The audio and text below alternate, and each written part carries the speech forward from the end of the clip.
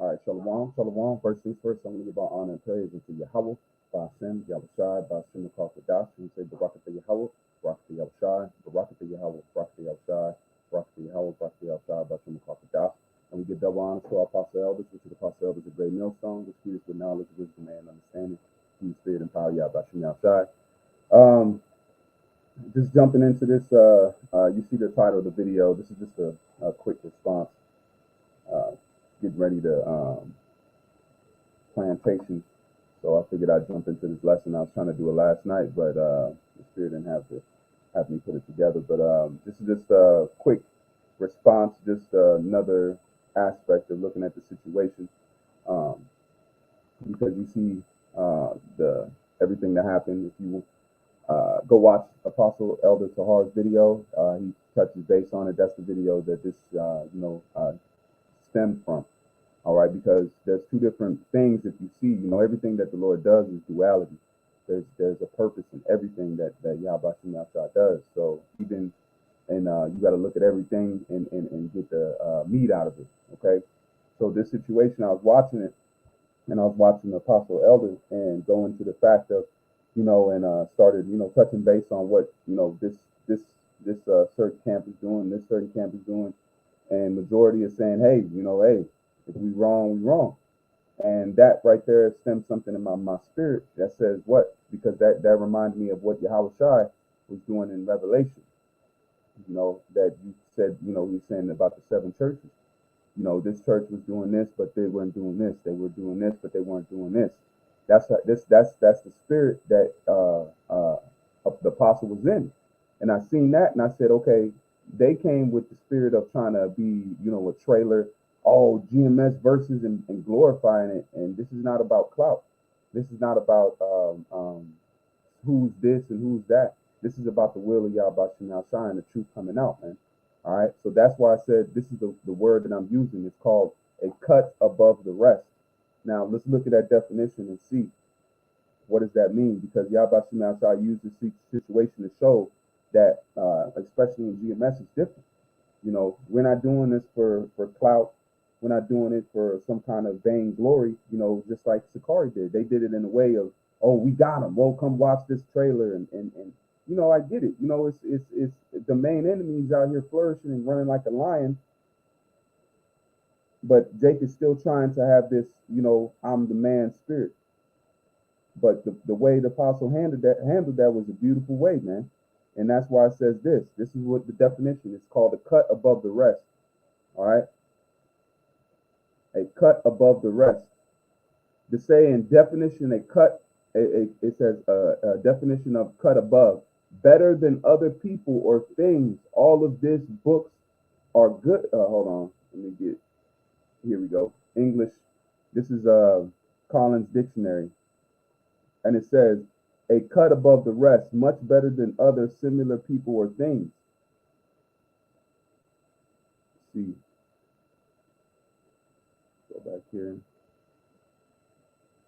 It says cut above. If you say that someone or something is a cut above other people or things of same kind, you mean that they are better than them.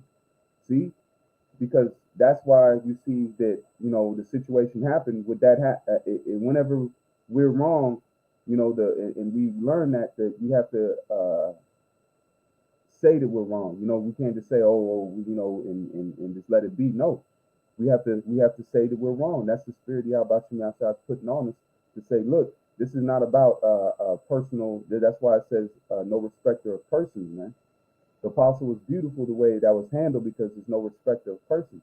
This is not for some kind of vain glory, man. But if you look on the other aspect, what do they want? They want to have that a mentality like, oh, we this and we're that, we're the top shelf. No, man.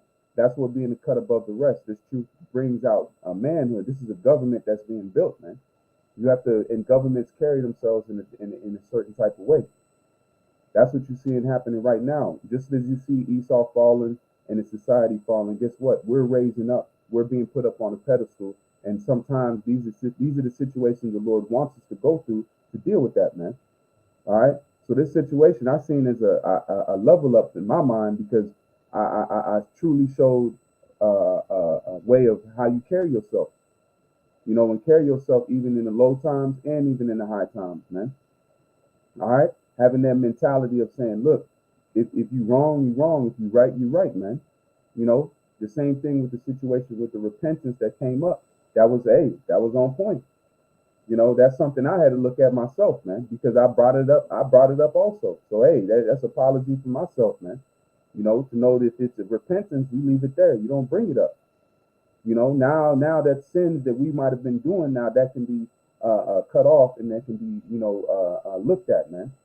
So I seen that as a beautiful situation because now the Lord wants us to address these things personally. It's not what a roundabout. We're building a personal relationship with Yahweh Shah, man, in these last days, man. And ourselves, we're becoming men. We're not becoming toy soldiers, man. We're not becoming toy soldiers. We're becoming men. We're becoming gods, man. And these are the ways you rule. That's why Yahweh said it in the seven churches. You're doing this right, but you're doing this wrong. You're doing this right, you're doing this wrong. So that's the spirit that the apostle was in, man. Even in his own, in their own camp, man. So hey, but you see the others, they don't want to be wrong, man. They want to say that they're right, they're right, they're right. That's the different spirit, man. So that's why I see in this situation is just a small commentary. But I'm gonna get some precepts, and then we're gonna close on out. And just Lord willing, this is an edifying lesson in the show, man. Being a cut above the rest. It's not what you do in your flourishing times, it's what you do in your low times, man. And not even considered low, but it's when you've seen that there's a sense of a lowness. All right. And you see the video right here. All right. And you see the trailer of it. It was made to be, dramatic, a cold day in hell up in Harlem, But hey, if that's what they want and that's what makes their, gets it for them, okay. I understand that. But our job is to push the words of Yahweh trying to wake up the hopeful elect, man. That's it. So let's go ahead and get these few precepts and we're going to close on out, man. This is the book of Philippians. And this tell you, because this was happening back in the past. This is not new. That's why this was written. That's why some of they're taking books out the Bible. They're doing this. But hey, that's every idle word man has to give account of, man. So understand everything we're doing now, we have to know that we have to answer for it, man. Okay? This is the book of Philippians. Hopefully, man, I'll pull it up here. Salakia.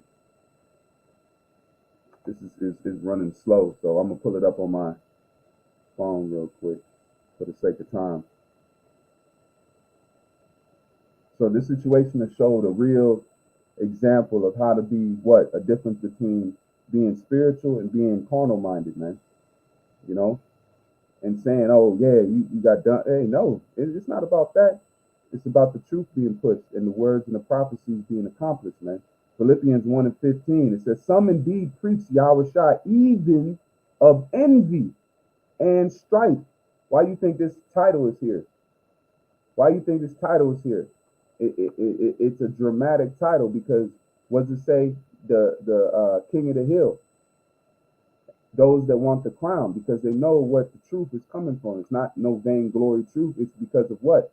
The Lord showing that he's dealing with the apostles and elders, with the truth wise, with the understanding, the breakdown, because a lot of these things that these guys push, because they're technically under their offshoot of GMS. Because where did the leader of this camp came out of GMS. So this is an offshoot of, if it wasn't for the work and the labor of the apostles and elders, these men would not be standing here. These men would not be out here on the corner. They wouldn't be out here setting up camp. That's why they don't know who to give that credence to, man. All right. So let's say it again. I'm gonna end it on this one. It says, "For some indeed preach Yahweh Shai, even of envy and strife, and some also of goodwill." So that shows you exactly the situation that happened here. Yahweh Shai set it up for us to see and to stir things up, because the Lord said he's gonna make it a drama type of thing. All right.